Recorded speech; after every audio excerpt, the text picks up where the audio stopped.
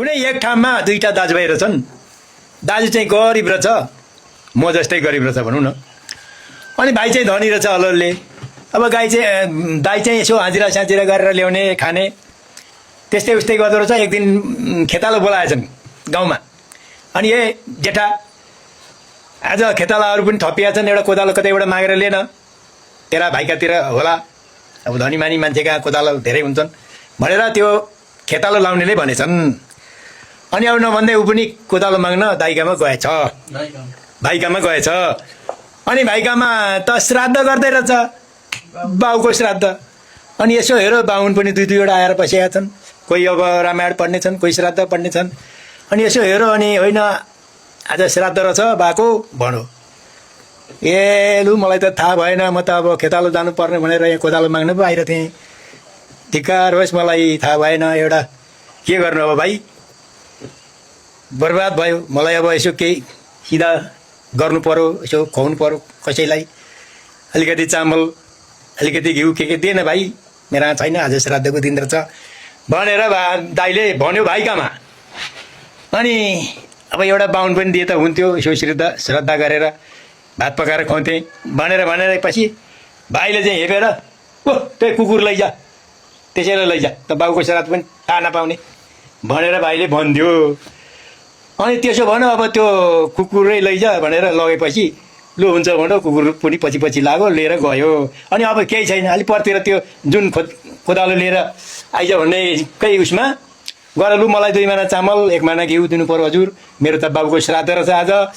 अब यो भाइले अब दिएन, अब यस्तै भयो उस्तै भयो भनेर त्यसलाई बिन्ती राखो। बिन्ती राखेपछि अनि ए लु श्राद्ध त गर्नुपर्छ, पितृको त कार्य रोक्नु हुँदैन भनेर त्यो खेतालो लाउनेले पनि 1 महिना घिउ 2 महिना चामल के जाति आलु सालु दिएर पठायो। अनि घरमा लगेर भात पकायो, टन्न 1 महिना भात पकाएछ। अनि ठ्याक्क त्यो कुकुर पनि आएर बसिरहेछ अब नभन्दै।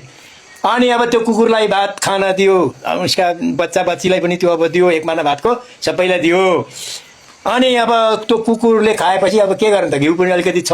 अनि त्यो बाहुनको साटो त्यही कुकुरलाई चिल्लो लगाइदिएछ लचप्रै हुने गरी। अनि त्यो 1 महिना चामल अरू उब्रेको थियो नि त सिधा बनाएर, 1 महिना चामल र 2-4वटा आलु झुन्डियाइदिएछ घाँटीमा कुकुरका।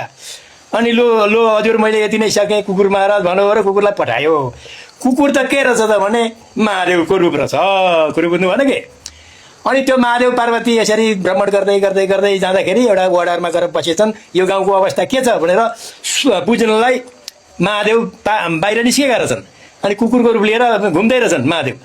अनि त महादेव रहेछन्। अनि गए, त्यो अब गएपछि त्यो ओडारमा अब यो कुकुरको जिउ चिप्लो देखेर त्यही दाजुका घरतिर गएछ क्या कुकुर। अनि हे तेरिके कसले यसरी घिउ लगाइदियो कुकुरलाई भनेर के भयो अचम्म, यो के अरे चामल घाँटिया बाँधिएको छ, यो के रहेछ भनेर अनि त्यसले विचार गरेछ त्यो भाइ चाहिँले। अनि जाँदै जाँदै नभन्दै अलि पर एउटा ओडारमा पसेछ। अनि ओडारभित्र पस्यो, उसले बाहिरबाट सुनेछ गुन गरेको। अनि भित्र चाहिँ होइन त्यो के हो यो यस्तो कसले के गर्यो भन्दाखेरि फलान ठाउँमा यसरी श्राद्ध गर्दै रहेछ, एउटा भाइ धनी रहेछ, दाजु गरिब रहेछ। अनि त्यसका घर आएर बसिरहेँ म आँगनका डिलमा के रहेछ भनेर।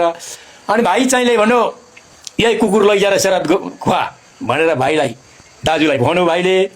अनि नभन्दै भाइले मलाई लगेर श्राद्ध खुवायो, चिल्लो लगाइदियो, चामल बोकाइदियो र पठायो।